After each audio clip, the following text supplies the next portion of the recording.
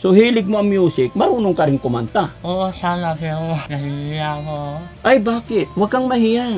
Mas nakakain, mas nauuna ko kasi yung hiya ko. Mas nauuna yung hiya. Kung ano man meron sa atin, huwag tayong dapat mahiya. Be proud. Si God lang kasi ang nakakaalam ng lahat. Ano?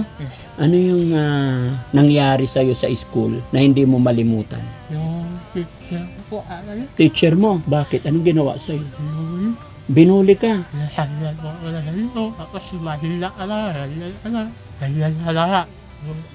Mahila ka na, ganyan ka pa, sabi mo.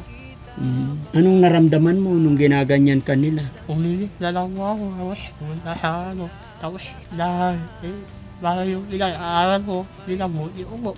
Pinagbuti mo yung pag-aaral mo kahit binuli ka ng teacher mo. Anong grade ka no?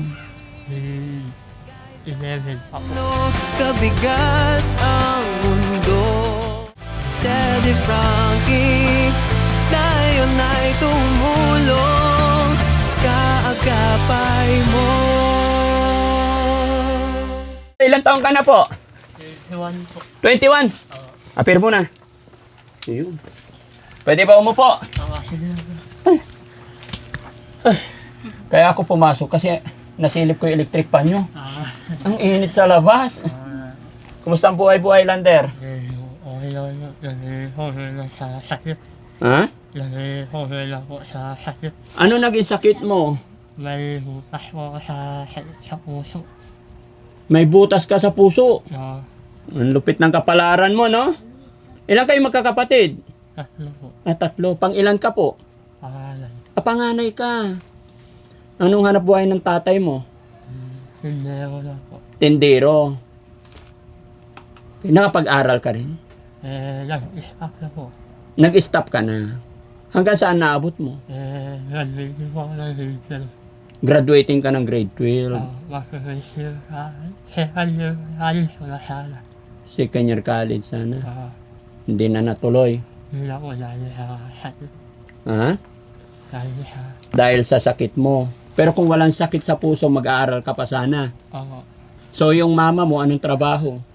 Labandera po. Labandera. Ako. So sa ngayon, dito ka lang sa bahay. Hindi ka nakapagtrabaho? Hindi po. Dahil sa sakit. Kailan mo nalaman na may sakit ka sa puso? Since bata pa po. Since bata pa. Ako. Pero buti nakapag-aral ka pa, ano?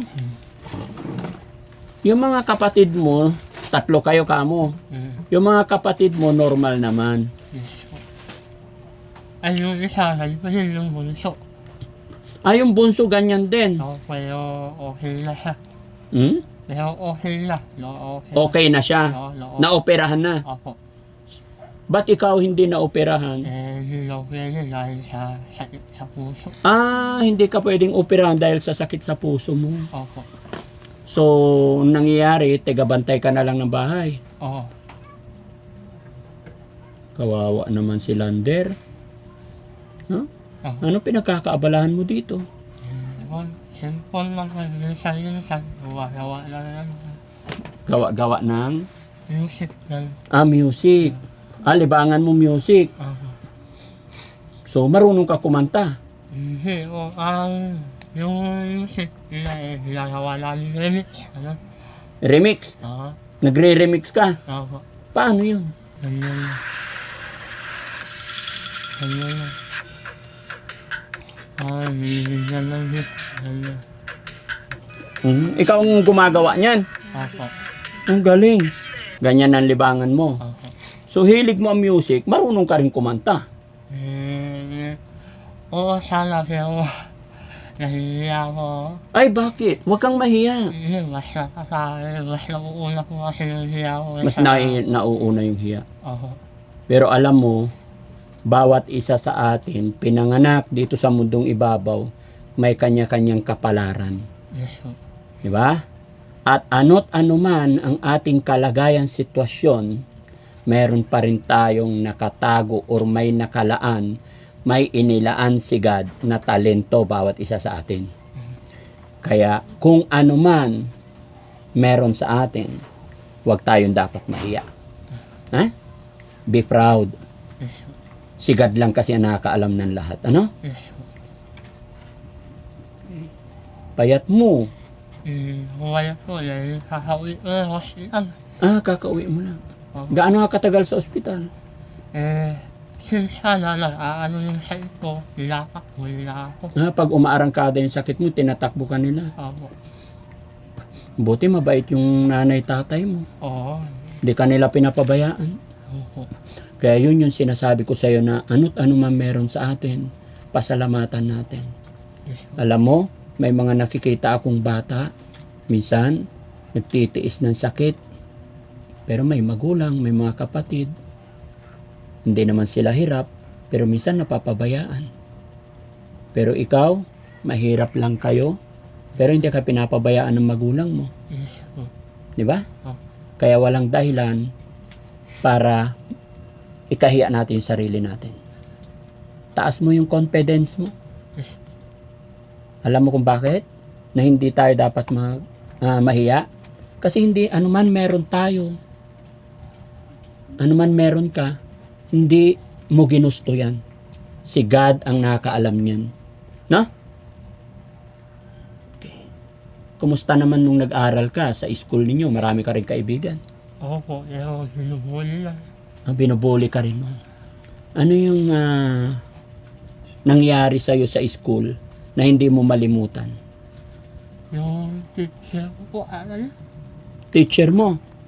Bakit? Anong ginawa sa'yo? Sinubuli. Binuli ka. Paano kanya binuli? Nasabihan po ako na halino. Tapos mahila ka na. Halila ka na. Paano sinabi niya? Ganyan ka lahat.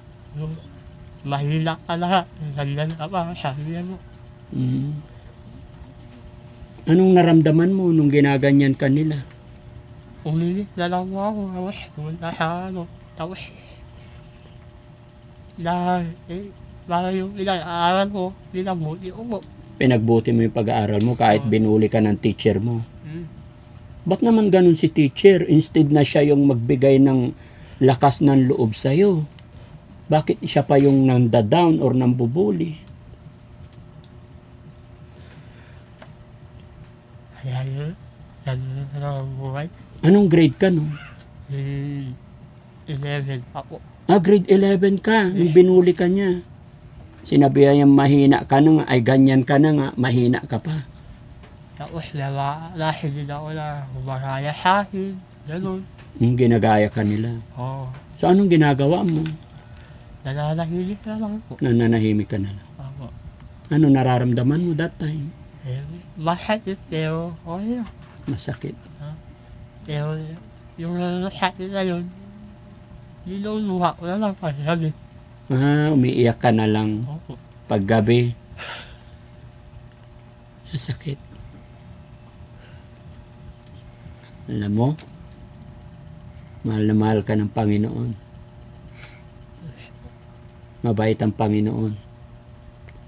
Tandaan mo, ang Panginoon hindi tumitingin sa panlabas na anyo. No?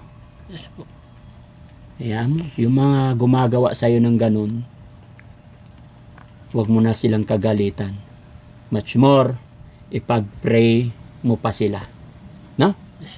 Ipag-pray natin yung mga gumagawa ng hindi maganda. Ipag-pray natin sila kay God na sana makapag-isip sila ng maayos.